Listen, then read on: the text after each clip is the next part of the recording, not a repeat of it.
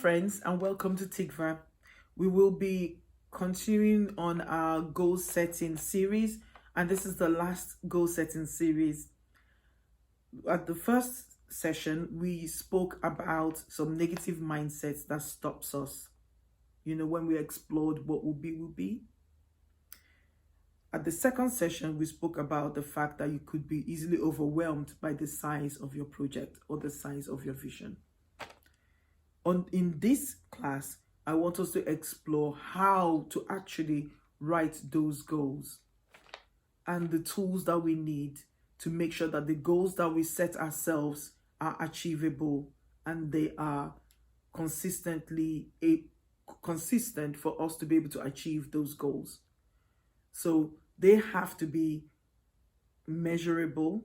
They have to be smart, if you like.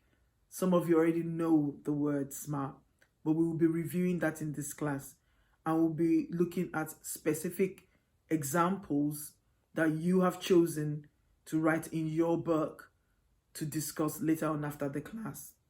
So I want you to write in your journal some of the things that we are talking about. For example, write in your journal about a big project or a vision that you like to achieve. I would say a big project. And then using the SMART goals that we are going to discuss today, I'd like you to attempt to break them into achievable tasks. They can be mundane tasks like managing my home. Trust me, I use SMART goals in doing that as well. As a busy mom of 3 and a married mom as well, there's so much work for me to do. So I work at the daytime as a scientist, and I also run this organization, TIGFA. I also work in my local church. So I am a very busy lady, and using this SMART goal system has really helped me to stay on top of a lot of things. So the first thing is that your goals have to be specific. So looking at an example that you want, for me, perhaps I'll use the example of managing my home. Let's say dealing with laundry. I hate that. Yeah, dealing with laundry. Let's use that. I'm going to have fun with this class, so you can use any goal you want. So I need to have a specific goal. So my problem is my kids go through a lot of laundry, and I forever find myself spending my weekend doing loads of washing. So that is my big project. How do I ensure that laundry doesn't take over my life? I'm going to use the SMART method. So my goal have to be specific. The specific is I don't want to spend more than 3 hours dealing with laundry on a Saturday. Therefore, I have to come up with a method of sorting out laundry. So my SMART goal will be put a laundry on every day. Wash and fold and put away. If I do that, if I commit to that, trust me, on a Saturday, I wouldn't have to spend 3 hours sorting out the kids' laundry. So you get what I mean. So find some examples that you can practice up like that, and let us practice together. So your goals have to be SMART. That means it has to be specific. It has to be measurable. So how do I measure if I've achieved my goal of not spending 3 hours doing laundry? Then the way I can measure that is on Saturday, have I spent 3 hours doing laundry? Yes or no? If I still spend 3 hours doing laundry, then I suggest that I've failed this project. So your goal has to be measurable.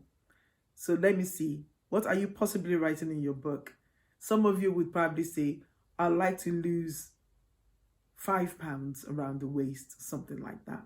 How are you going to measure that? Are you going to use it? I don't know. Are you going to measure your waist before and after the project? Just think about fun ways by which you can create your goals so that they can be specific and measurable. The next thing you need to remember is that your goals has to be achievable. So For me, I said to you that I would like to put on a load of laundry every day and put it away every day so I don't have to spend 3 hours on a Saturday doing laundry. Well, is that goal achievable for me? Should I let you in on the secret? No, it's not. No, it's not, because I know that I can't do it. It's not like I can't do it. I can't do it because I live a very busy life.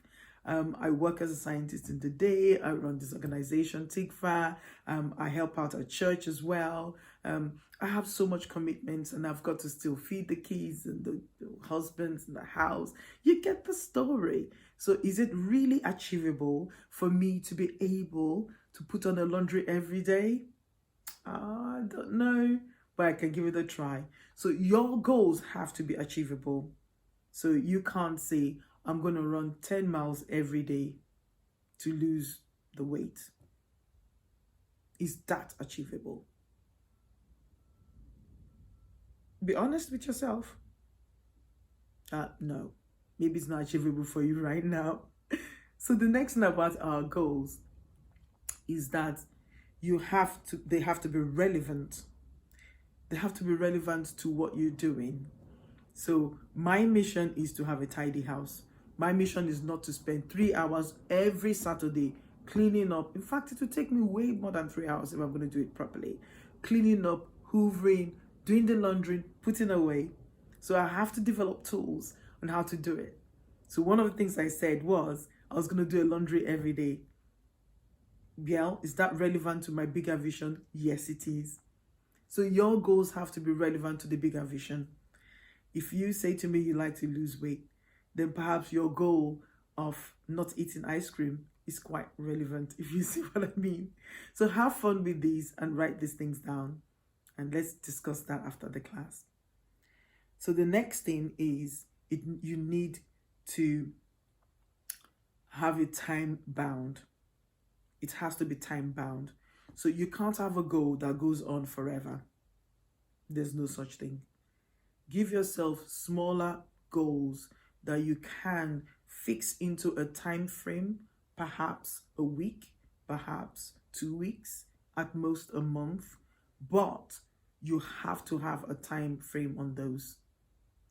Goals without time frame just tend to do their own thing. And that is why you need to be in a group of friends, of people who would cheer you on, people who would talk to you about some of the challenges and people who would celebrate you for the little steps that you take towards your vision. And that is why you need to be around people with like minds. So when you have your goals and you set them, like we've discussed before, you might have opportunities to fail on them, but that is fine. Learn from that experience and reset those goals and then go back for it. Sometimes when we set our goals, we find that we set some goals that we really don't want to do. And sometimes because there are things that we don't want to do, it takes us quite a while avoiding that task. For example, maybe you don't like writing, and one of the goals you set yourself is to write in your journals every day. Maybe you start with writing in your journal every other day and work your way up. That way you feel motivated and you stay on course. So we're going to go into the class now, and you're going to be given a series of examples, including the examples that you've brought to the class.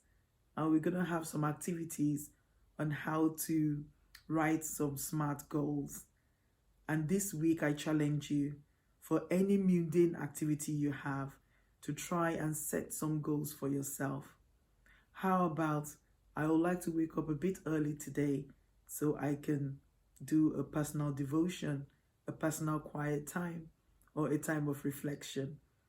How about, my goal this week is to call my friends, if you don't do that often enough like I do. How about, my goal this week is not to eat ice cream. That's going to be hard, but I'll try and stick to that. So I'll see you in the next class. Bye for now.